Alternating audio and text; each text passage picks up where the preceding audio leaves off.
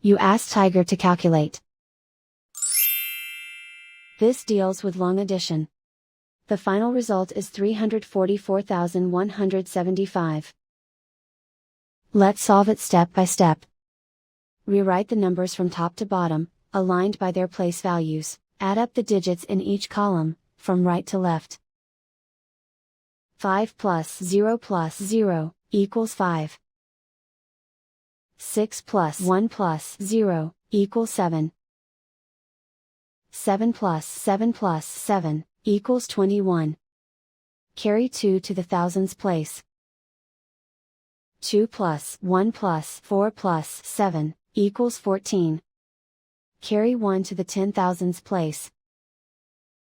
1 plus 2 plus 1 equals 4. Write 3 in the 100,000s place.